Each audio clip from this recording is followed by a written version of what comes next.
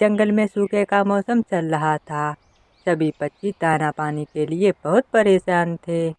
गोरी कौवी को बड़ी मुश्किलों के बाद एक छोटा सा आम मिला था। गोरी कौवी जैसे ही उसे खाने जाती है, तभी उसका पति कालू कौवा वहां पर आ जाता है। गोरी, जब भी मुझे कोई खाने की चीज मिलती है तो मैं तुम्हारे साथ मिल बांट के खाता हूँ, और तुम अकेली अकेली खा रही हो।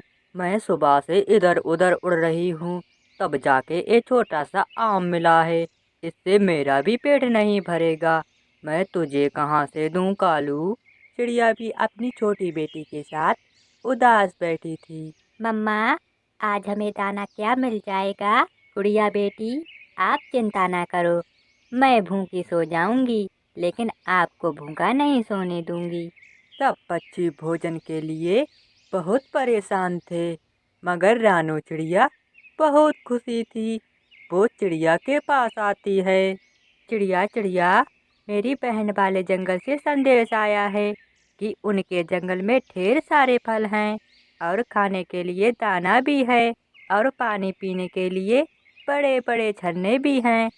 क्यों ना हम उनके जंगल में पराबास कर जाएं? क्या हमें वहाँ पर घोंसले बनाने के लिए पेड़ मिल जाएंगे? चिड़िया, यही बात तो खुशी की है।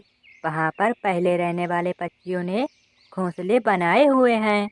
यह बात सुनकर चिड़िया भी बहुत खुश हो जाती है। मम्मा, क्या हम दूसरे जंगल जा रहे हैं? हाँ बेटी, हमें जिंदा रहने के लिए ये जंगल छोड़ना ही पड़ेगा। रात हो जाती है। मम्मा, मेरा दिल बहुत उदास है। हमें अपने जंगल छोड़ने का मन नहीं कर रहा है। बेटी, हम पक्षियों की जिंदगी ऐसी ही होती है। आज यहाँ तो कल वहाँ। उधर मिट्ठू तोता और उसकी पत्नी बहुत उदास बैठे हुए थे। हरियाली, अगर बारिश हुई तो हमारे जंगल में बाहर आ जाएगी। हमें अपने जंगल छोड़ने का मन नहीं कर रहा है। हम अकेले कैसे फैसला कर सकते हैं मिट्ठू जी? हमें सभी बच्चों को साथ लेकर चलना होगा। सुबह हो जाती है। एक बड़े पेड़ पर तोता, तोती, कौवा और कौवी, चिड़िया और उसकी बेटी, सभी पक्षी उस पेड़ पर इकट्ठे होते हैं। चिड़िया, मिट्ठू बहुत उदास है। वो इस जंगल को छोड़ना नहीं चाहता है। अरे चिड़िया, इसे समझा कि हम दूसरे जंगल में पराबास नहीं करेंगे तो मर जाएंगे। अरे हरियाली, तू तो जानती है जंगल में भोजन समाप्त हो गया है। कुछ ही दिनों की तो बात है। जैसे ही मौसम बदलेगा, बारिश होने लगेगी, हम लोग वापस आ जाएंगे। चलो सब लोग, हमें देर हो रही है। तो सब अपने जंगल को छोड़कर निकल जाते हैं। सभी उड़ते उड़ते बहुत थक जाते हैं और एक बड़े पेड़ पर बैठ जाते हैं। गोरी कौवी को बहुत तेजी से भूख लगी थी। वो चुपके से वहां से निकल जाती है और उड़ते उड़ते घने जंगल में पहुंच जाती है।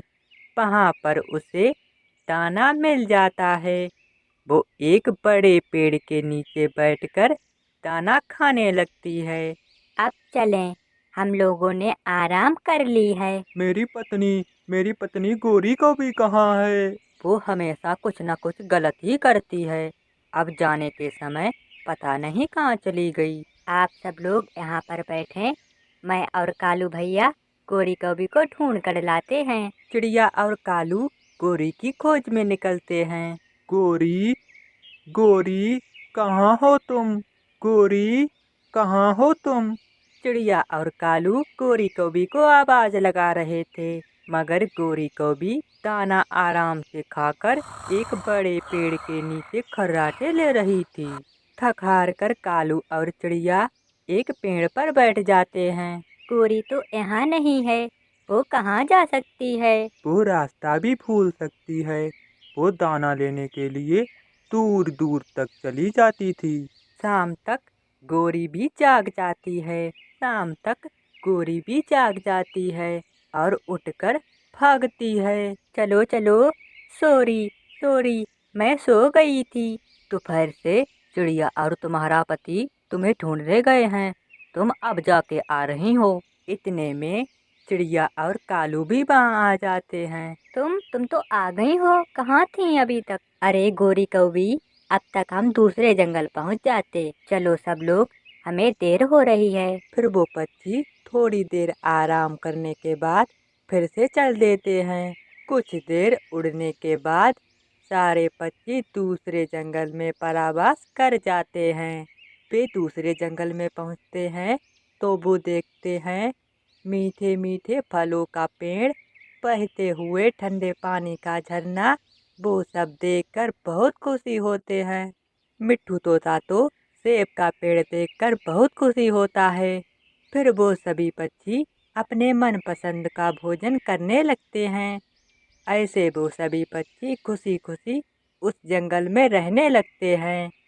मेरे प्यारे दोस्तों, अगर आपको ये कहानी पसंद आई हो तो वीडियो को लाइक और सब्सक्राइब करना मत भूलना। धन्यवाद मेरे प्यारे दोस्तों।